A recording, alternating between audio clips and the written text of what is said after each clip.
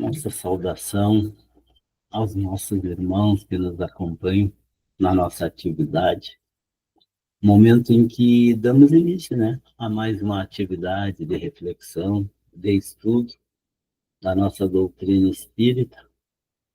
Momento que, como é de praxe nas atividades da doutrina, né, convidando os nossos irmãos para um momento de oração, um momento de nos conectarmos com o plano maior, pedindo a todos os irmãos nos acompanharem nessa rogativa, pedindo o amparo, a assistência de Deus nosso Pai, de Jesus nosso Mestre, da equipe espiritual que nos sustenta na realização da nossa tarefa, para que possamos estar receptivos, estarmos dispostos a receber tudo aquilo que a doutrina espírita nos oferece, nos oportuniza como um recurso capaz de que possamos realizar a nossa caminhada com o máximo de êxito possível, cumprindo os objetivos que cada um de nós nos propõe na reencarnação.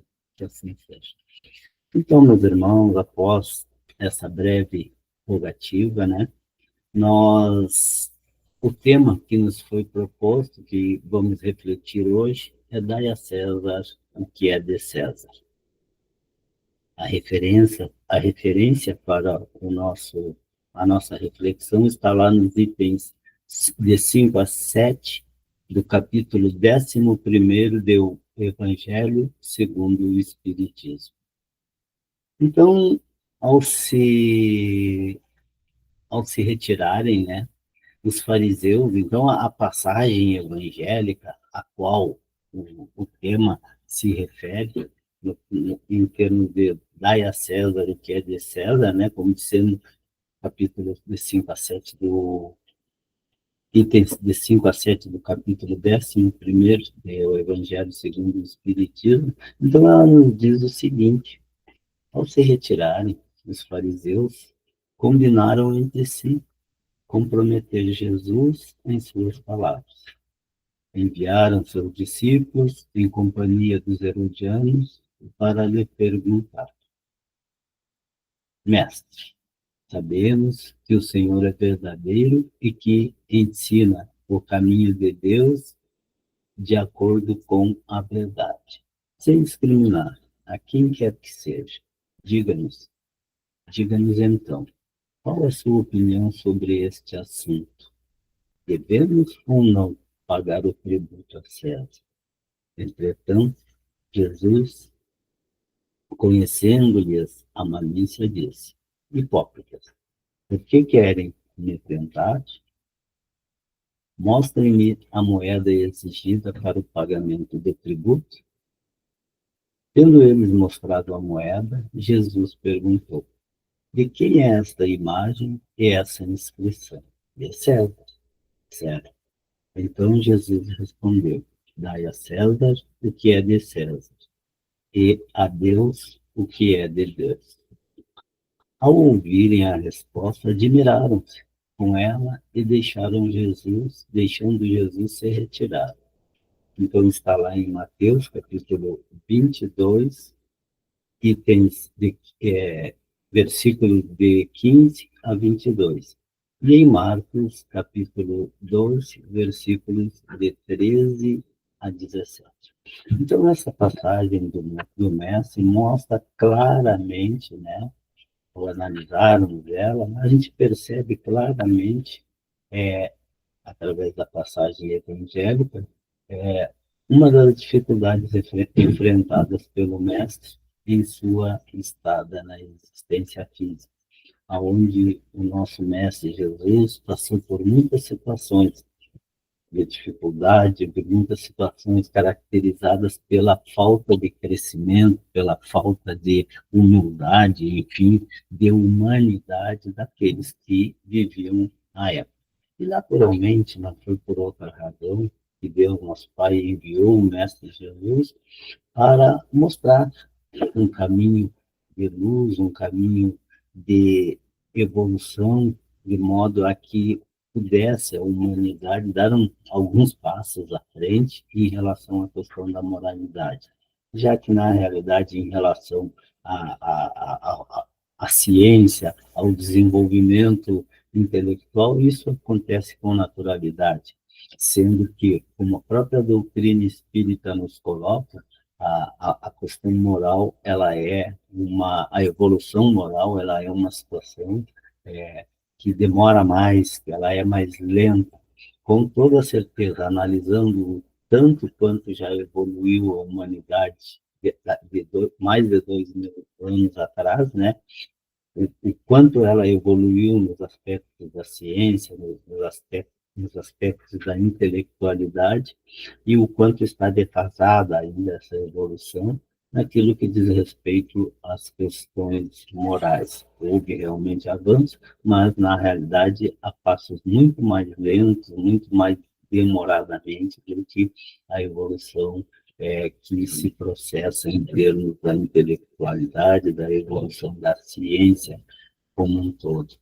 Então, a gente percebe que a pergunta feita a Jesus, ela era motivada pelo horror que os judeus tinham em relação ao pagamento dos impostos e que os romanos lhe impunham, né? E eles haviam feito disso uma questão religiosa. Então, eles tinham uma aversão, uma divergência, uma forte resistência, né, à questão do pagamento dos impostos. E, na realidade, então, levaram a questão, o caso, ao médico para que ele pudesse se manifestar, para que ele pudesse dar é, o seu entendimento em relação ao assunto, né? Então, um grupo numeroso havia se formado para lutar contra o imposto. Portanto, o pagamento do tributo era para eles uma irritante questão da atualidade, sem o que a pergunta feita a Jesus, devemos ou não pagar o tributo a César, não teria o menor sentido. Então, eles estavam mobilizados, eles estavam unidos nesse objetivo de oferecer resistência ao pagamento dos impostos, já que aquela situação os incomodava de uma forma muito acentuada. Então, a pergunta em si já era uma armadilha, e isso fica muito claro quando a gente analisa a questão passagem evangélica, né? E conforme a resposta dada por Jesus, pretendiam jogá-lo contra a autoridade romana, que era quem cobrava os impostos, né? Ou contra os judeus dissidentes.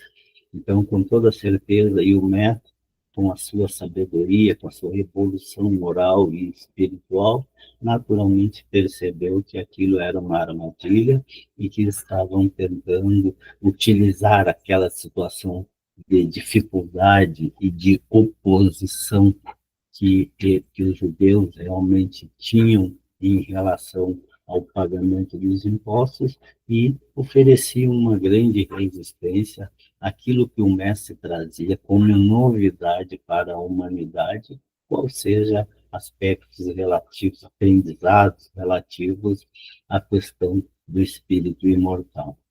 Mas Jesus, conhecendo-lhes a malícia, contorna a dificuldade, dando a eles uma lição de justiça, mandando dar a cada um o que lhe é de direito. Naturalmente, o mestre, tendo percebido aquela situação, né, como sempre, pela sua condição evolutiva já bem acentuada, aonde caracteriza aquele ser assim que, ah, ao iniciar uma conversa, ele já tem um entendimento de aonde aquela conversa tende a chegar, ele já tomou as precauções necessárias, não dando aos irmãos, né, aos judeus, aquilo que eles verdadeiramente queriam, que era tanto trabalhar nessa questão do não pagamento dos impostos, quanto de criar as dificuldades que eles desejavam ao nosso mestre. Então, o mestre, reconhecendo essa malícia, né, lhe dando uma lição de justiça, mandando dar a cada um aquilo que lhe era direito. Então, essa foi a situação do mestre. Então, o ensinamento, dar a César o que é de César, deve ser entendido de uma maneira mais abrangente, não única e especificamente, né, analisando no sentido específico daquela situação de pagamento ou não pagamento dos impostos. Então, o mestre estava a nos dizer, a nos mostrar o quanto significa, né, o que devemos ter o cumprimento com os deveres em relação à família, à sociedade, à autoridade, bem como a todos os indivíduos, respeitando as leis vigentes e sendo cidadãos responsáveis. Então, naturalmente, essa era a grande lição que o mestre estava a transmitir, dando a entender que a lei dos homens, assim como a lei de Deus também, né, é para ser cumprida. E, naturalmente, em determinado momento da caminhada, de acordo com a nossa compreensão, de acordo com o nosso entendimento, poderemos até achar injustas, achar que não deveriam ser, não deveria ser cumprido daquela forma. Mas é importante que a gente saiba que, como cidadãos, como seres humanos, temos obrigações a cumprir e, com certeza, o mestre estava nos mostrando de uma forma bem abrangente que todas as obrigações inerentes às nossas responsabilidades como cidadãos devem ser cumpridas, como foi dito, em relação à família, em relação à sociedade, né? À autoridade que, porventura, estejam a dirigir a nossa situação como cidadão, bem como a todos os indivíduos em si, né? O respeito, o cumprimento do dever de uns para com os outros, naquilo que a legislação vigente determina em relação à responsabilidade de cada um de nós.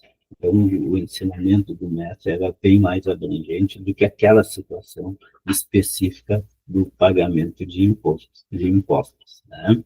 Então, e dar a Deus o que é de Deus, como foi a resposta do mestre, dar a César o que é de César, e aos homens, e a Deus, melhor dizendo, o que é de Deus, significa cultivar os valores espirituais, amando o próximo e praticando a caridade, pois esses são componentes, né, comportamentos indispensáveis ao nosso crescimento moral e espiritual. E, naturalmente, né, o mestre também nos elucida, nos mostra o quanto temos também, não só com as leis humanas, essa obrigação de cumpri-las, né? Mas principalmente e também com a lei de Deus, que todos nós sabemos que nos põe obrigações, principalmente de amar a Deus, nosso Pai, como a nós mesmos, e, e as demais leis de Deus, culminando com o amor, culminando principalmente com aquela que o Mestre sempre deu ênfase, que fora da caridade não há salvação. E, naturalmente, a caridade é uma das formas, é uma das variações da lei de amor, que é aquela em que somos compreensíveis com as necessidades dos nossos irmãos de caminhada, permitindo uma convivência pacífica, uma convivência capaz de gerar o entendimento, a compreensão, cumprindo essas leis do nosso Pai, assim naturalmente como vimos em relação às leis humanas, né? E que nos geram, a partir desse cumprimento das leis, um crescimento moral e espiritual. E com toda certeza, outro motivo não é a razão de estarmos em uma existência, qual seja, numa existência física, qual seja, de nos transformarmos moralmente a partir de convivências, como dissemos, pacíficas, convivências edificantes, semeando, né, para os nossos dias futuros, semeando na atualidade aquilo que iremos enfrentar. Uma analogia muito clara de que dias atuais são momentos de colher as consequências daquilo que já tenhamos feito e, ao mesmo tempo, semear em termos de dias futuros dessa ou das próximas reencarnações. Então, aquilo que iremos enfrentar futuramente naturalmente depende daquilo que estaremos realizando na atualidade. Muitas vezes nos deparamos com situações em que questionamos em relação a Deus, em relação aos nossos irmãos de caminhada, o porquê das dificuldades. Com certeza, a doutrina espírita nos deixa de uma forma muito clara essa questão de que as dificuldades, ou mesmo ou, as coisas edificantes que enfrentamos, é sempre a consequência daquilo que tenhamos realizado. Né? Então, a partir do momento que a gente compreende essa situação, com toda certeza, em relação às dificuldades que precisamos enfrentar, nós somos resignados, nós trabalhamos a nossa resignação. Por quê? Porque foi aquilo que semeamos em outros momentos da nossa caminhada e que a colheita está sendo feita no momento atual. E em relação ao futuro, tanto da presente reencarnação ou das reencarnações futuras, está diretamente relacionado ao que estamos fazendo hoje. Então, é importante, em relação a isso, a gente estar atento a essa situação. O nosso futuro, como será? Será exatamente de acordo com a forma em que estamos nos comportando, em que estamos agindo na atualidade. Porque, como nos é colocado de uma forma muito clara, semeamos. E dependendo do tipo de semeadura que é realizada, consequentemente será a colheita que iremos realizar. Então, muito atento devemos estar todos nós em relação às dificuldades. Porque, como dissemos, normalmente julgamos que as dificuldades ou a falta de felicidade enfrentada na nossa caminhada é sempre culpa dos outros. E não é. A culpa é nossa. Porque a doutrina, o Mestre Jesus, né, nos deixa, as leis de Deus nos deixam muito claro que se nós sempre agíssemos conforme a lei de Deus e naturalmente cumprindo a lei dos homens, nós seríamos felizes. As dificuldades são exatamente as consequências das escolhas. As adversidades, né, são exatamente a consequência das escolhas equivocadas que fizemos. A partir do momento que escolhemos muitas vezes agir em contrariedade com a lei de Deus e não no sentido do cumprimento dessas mesmas leis. Então, esse ensinamento é consequência daquele que manda agir para com os outros do mesmo modo que gostaríamos que os outros agissem para conosco. Porque, na realidade, o Mestre nos deixou muito clara essa questão.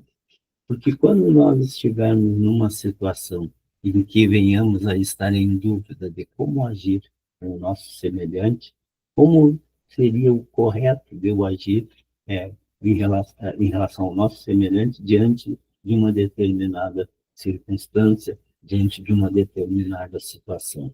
Então, ele nos diz que deveríamos agir como gostaríamos que, se estivesse no lugar do outro, usando de empatia, nós como gostaríamos que agissem para conosco.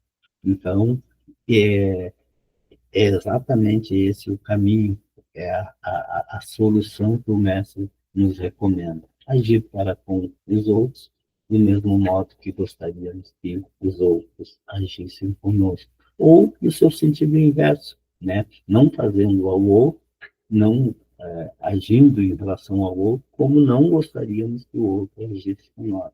Vejamos que a partir do momento que temos esse entendimento, que temos essa compreensão, fica mais fácil. Então, se eu não gostaria que o outro agisse comigo dessa forma, eu não ajo com os meus irmãos de caminhada desse modo, porque com certeza não é o modo, não é o meio, a forma de agir que será a adequada.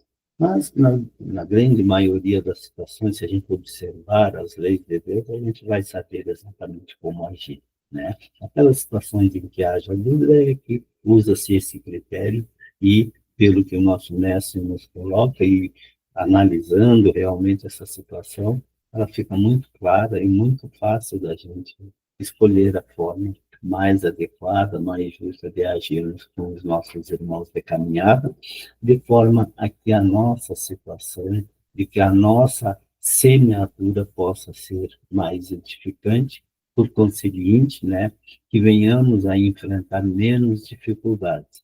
Então, depende como dissemos e como nos é colocado pela espiritualidade superior, pelo nosso Mestre Jesus, esse espírito de luz que veio servir como mestre, modelo e guia da humanidade.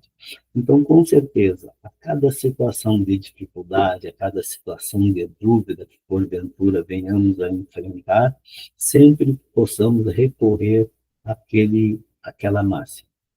Bom, se Jesus estivesse na situação que eu me encontro, qual seria a postura do mestre? A partir dessa circunstância, tenho certeza que, utilizando desse raciocínio, dessa forma de pensar, nós não erraremos em situação alguma. Né? Então, é importante a gente ter sempre em mente que o mestre, ele é o nosso mestre, modelo e guia. E, com certeza, sempre referenciarmos as nossas ações, aquilo que ele nos trouxe como ensinamento, como recursos para que possamos alcançar a nossa felicidade. Sabemos que a felicidade não se alcança em uma única existência, de uma forma muito acentuada, como dissemos no início, a transformação moral, o crescimento espiritual e moral, ele é difícil, porque implica na nossa mudança, na nossa transformação, e essa mudança é difícil, mas está ao nosso alcance, e depende da nossa vontade e da nossa transformação em nos modificarmos e evoluirmos, cumprindo como dissemos os objetivos aos quais nos propusemos na reencarnação. Então, determina, né, que respeito, então, o princípio do mestre, né, assim Jesus, né, ele condena todo prejuízo material e moral que possa causar dano e violar os interesses do próximo. Então, jamais permitirmos que venhamos a prejudicar ou levar qualquer dano aos interesses dos nossos semelhantes. E sempre procuremos, na pior das hipóteses, que o prejuízo fique conosco, que partimos do princípio de que seja eu o prejudicado, mas que jamais eu venha a prejudicar alguém, porque todo prejuízo, toda a ação contrária que leva prejuízo ao nosso semelhante, é uma situação de comprometimento em que teremos que resgatar ou expiar mais adiante, ou quem sabe as duas situações. E a expiação é exatamente aquela situação em que precisamos passar por aquilo que tenhamos causado ao nosso semelhante, passar pela mesma situação de dificuldade que tenhamos causado aos nossos irmãos de caminhar. Então, quanto mais a gente evitar que esse prejuízo venha a acontecer, com toda certeza estaremos trabalhando para a nossa felicidade, para a nossa melhora como espíritos imortais. E já partindo, meus irmãos, para a conclusão, portanto, a, está em nossas mãos definirmos como será o que enfrentaremos, dependendo sempre das nossas escolhas. Então, a partir do momento que temos essa consciência, essa compreensão, esse entendimento de que tudo depende daquilo que estamos realizando hoje, é exatamente aquilo que vamos enfrentar no futuro. Então, é importante que a gente tenha em mente que temos que sempre fazer o bem, como nos disse o mestre, lembrando sempre daquele seu ensinamento. Fora da caridade não há salvação. Então, que a gente possa pensar muito mais no nosso semelhante do que em nós mesmos, fazendo com que venhamos a superar o egoísmo. Porque o egoísmo é aquela característica, é aquela falta de virtude em que priorizamos sempre nós em detrimento do nosso semelhante.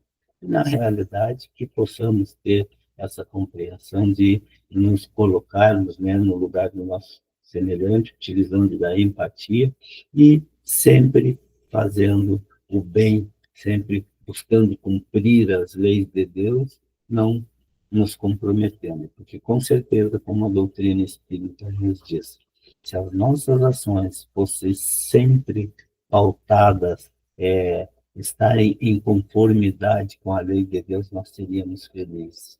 Imaginemos nós que, desde a nossa criação como espíritos imortais, nas diversas reencarnações, nunca tivéssemos transgredido as leis de Deus e mesmo as leis humanas, né? Cumpríssemos sempre as leis, nós seríamos felizes.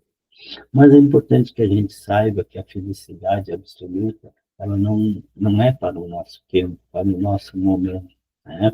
Todo o ser humano imperfeito, ele se equivoca, mas que esses erros, esses equívocos possam ser superados pela nossa transformação moral.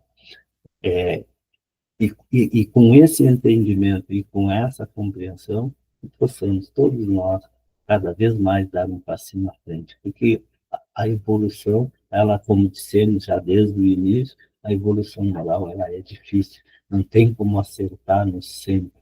Lógico que vamos nos equivocar, mas que as consequências dos equívocos, das dores, dos sofrimentos, venham a ser aquele medicamento amargo que nos toque e nos faça perceber que temos que ser bons, temos que fazer o bem. E esse é o nosso objetivo na existência. Era o que tínhamos para hoje, e possamos observar os ensinamentos do nosso mestre, porque não é à toa que ele é considerado mestre, modelo e guia da humanidade. A partir do momento que seguirmos aquilo que ele nos trouxe como ensinamento, com certeza a tendência é que possamos já estar edificando a nossa felicidade. Que a paz do nosso mestre permaneça com cada um de nós e que possamos tirar algum, algum aproveitamento daquilo que nos é mostrado, porque foi essa a missão do nosso mestre, tendo vindo a uma existência aqui.